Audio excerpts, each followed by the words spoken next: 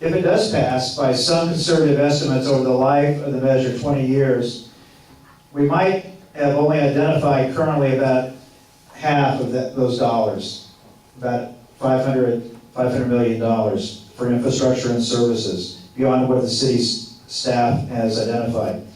With that extra money, where would we spend that money? It goes into the canteen will start. That's an excellent question. As you look at the sales tax, and I'm trying to get information from the state about what the average sales tax is, and Riverside, it's actually, I'm not sure I'm right, it's about 7.3% average, all the cities across the state. So the Riverside goes to 8, I guess, or 7.25. It will be higher than the average.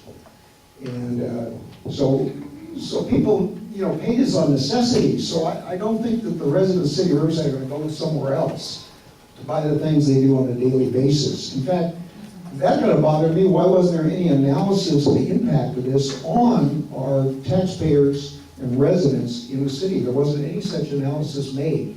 All there was a political poll that was done to see if telling people that your vital services, your public safety services are going to be cut would get you to vote for this thing.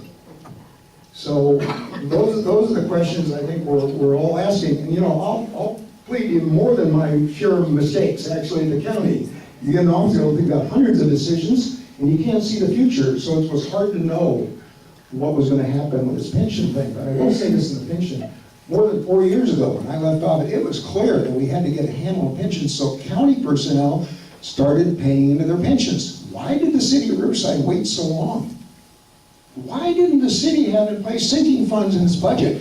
If I were the new city manager coming on here in 2015 and I was going to get $300,000, $400,000, which is what the salary. By the way, go home, look up salaries 2015, Riverside salaries 2015, transparent California. You'll find out what the top managers of this city are making. Many of them over $300,000, over $250,000. Okay? And those are the people that are going to benefit. As you increase the salaries of the line workers, it bumps everybody up, straight up the hierarchy. And we have an assistant police chief now that's pulling down in total compensation $433,000. We have assistant city managers that are pulling down over $300,000. Take a look at that transparent site. Let me make sure I give you the right reference. You'll just, you'll turn over. I mean, you will not. That's what they're risking here by going too far. Thank you, Mr. Buster. They lose the trust of the people. Thank you. You want to read that question again? Well, while you're looking for it, pensions were such an issue that the governor fixed it in 2011 with the PEPRA, Public Employees Pension Reform Act of 2011, and that's why we have a new system in place now. So all new city workers, county workers, state workers that come in, they're on a completely different pension system.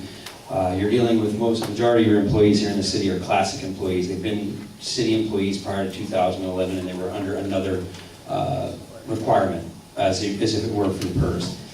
Real quickly reference the question, why didn't the city do anything with pensions? The city didn't do anything with pensions because we were in labor negotiations for 12 years where we didn't get any raises and nothing was done, so pensions weren't talked about because the city didn't want to talk to us about salary benefits increases or compensation. So we are doing with that now. If you look at any of the contracts that are publicly available online, every labor organization is picking up their portion of their pension.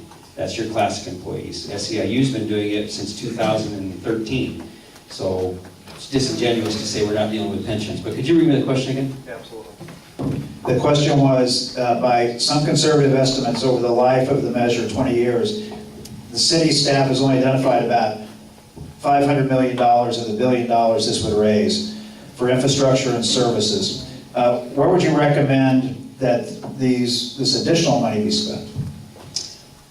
Well, I'll answer as a taxpayer because in 10 years I'll be a retiree and living here in the city. I would like to think that we would continue to improve our roadways, our parks, the community attractions and things of that nature, the infrastructure, the tree trimming. We do a phenomenal job in this city of taking down graffiti as soon as it goes up.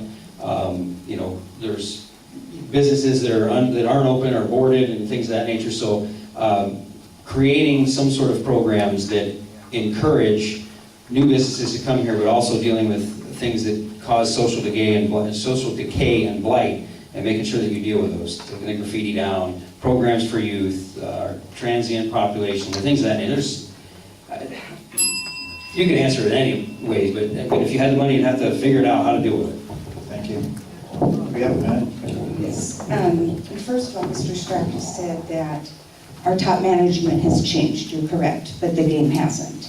So you ask, what are we going to do with that extra $500 million? Well, my question is, why are we asking for 1% if we have only identified $500 million? Why aren't we asking for 0.5% to fulfill the need of $500 million? It just, if somebody gave me a whole bunch of money, believe me, I can figure out a way to spend it. So again, this whole process was not publicly vetted. We don't have exactly what our needs are. There's no hard numbers. It's just a, give us some money and we'll figure out how to spend it. And that's what this is really all about.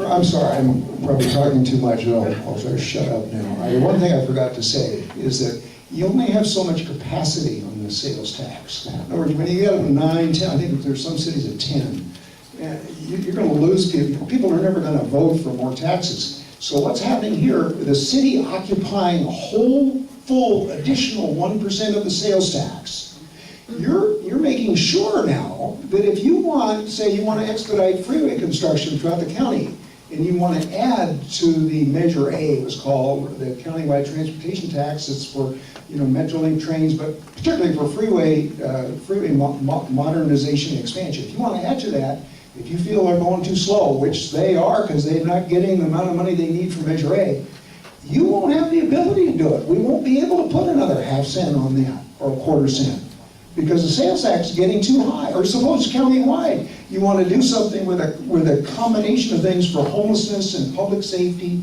and the sheriff and police, some special thing that really makes sense. You're going to lose the ability because the city will be hogging the sales tax capacity with this unnecessary, huge, biggest tax increase in history, 1%. So think about that, because I'm for good taxes. I vote for good taxes. I back good taxes. I back many taxes.